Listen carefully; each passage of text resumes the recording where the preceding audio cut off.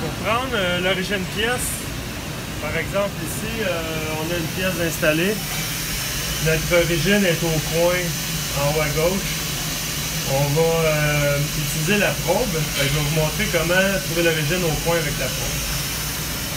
Première étape, c'est qu'on va appeler la probe. La probe est dans le magasin d'outils. Et le numéro de cet outil-là, c'est l'outil numéro 98. Il y a 30 outils dans le carrousel, mais on peut tous les changer de numéro jusqu'à 400. Fait qu'elle est à quelque part dans le magasin, mais son numéro, c'est 98. Fait qu'on va aller faire le changement d'outil. Moi, j'aime aller dans le GUI, c'est plus simple. Tool Change. Et là, on va écrire 98 Input. Et là, il apparaît ici. Il faut s'assurer d'être en mode mémoire. Et on fait Cycle Start.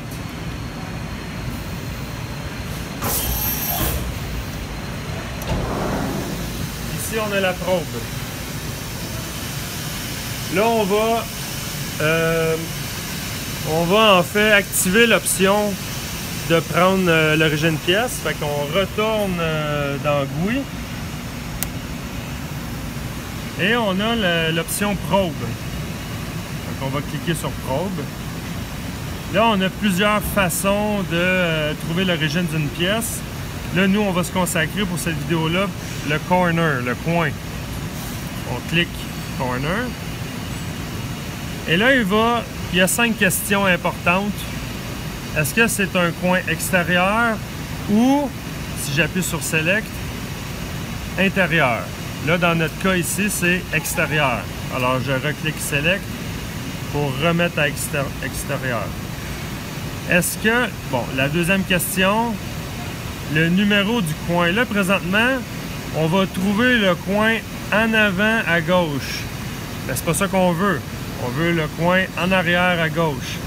Alors, ça fonctionne 1, 2, 3, 4. Ça, c'est le numéro des coins. Fait que si je fais Select, ça, c'est le coin numéro 2. Le coin numéro 3. Le coin numéro 4. Fait que nous, c'est le numéro 2. Troisième question. Quand la probe va toucher la pièce, il va détecter les valeurs machines, la position en fait du coin. Dans quel work offset tu veux le mettre? Est-ce que tu veux le mettre dans le G54, 55, 56, et ainsi de suite jusqu'à 59? Alors, on peut cliquer Select plusieurs fois pour trouver le 54 ou on aurait pu tout simplement écrire 54 Input, ça aurait fait la même chose. Quatrième question, la distance D. La distance D, c'est la position de la probe. À quelle longueur en X je veux qu'il prenne sa mesure. Là, je l'ai dessiné sur la pièce, dans la machine. La probe, elle va commencer environ ici. Elle va commencer ici. Et elle va s'en aller juste ici, pour prendre sa touche.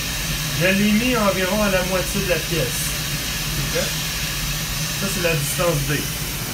La distance D, bon là, on prend un pied à coulisse, on calcule grosso modo, là, je suis à 2 pouces 250 millièmes.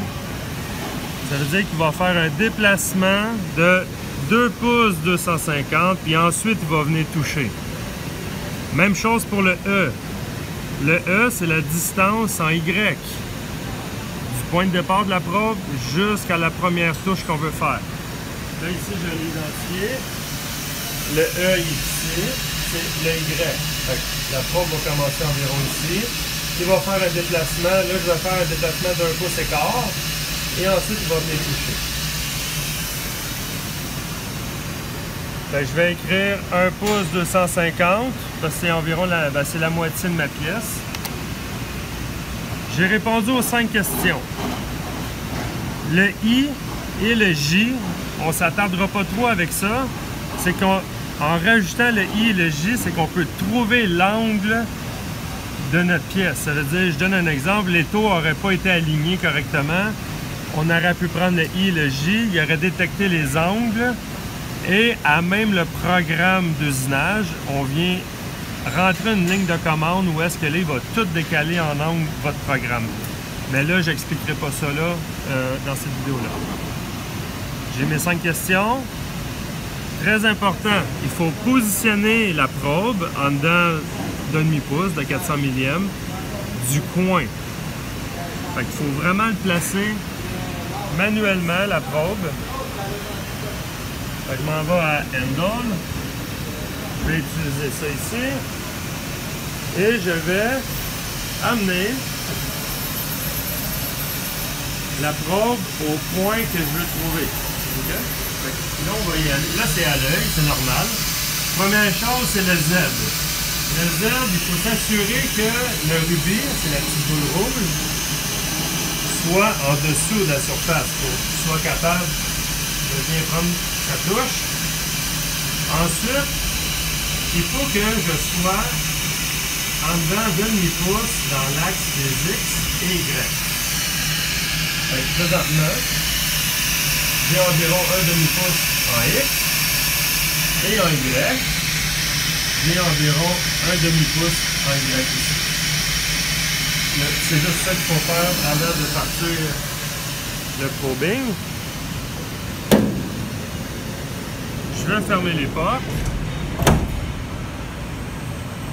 Je vais en mode mémoire pour exécuter la commande.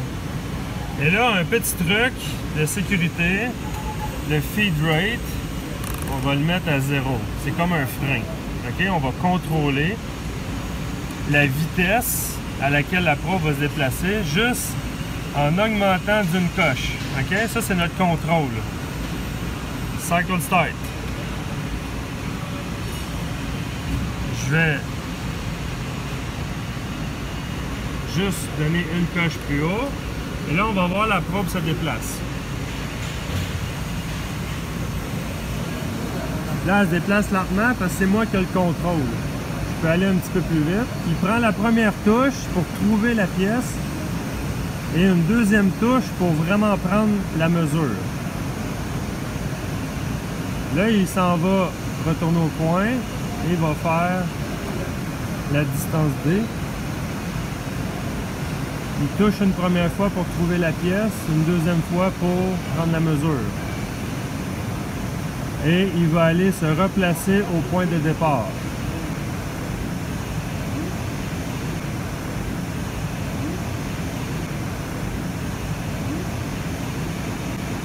Et là, c'est terminé. Là, il va avoir détecté les valeurs machines. Okay. Si on va regarder dans Offset, dans le Work ici, il a retranscrit exactement les valeurs machines dans le G54 AX et Y. Fait que ça, c'est les valeurs de mon point que j'ai trouvé, le point de ma pièce.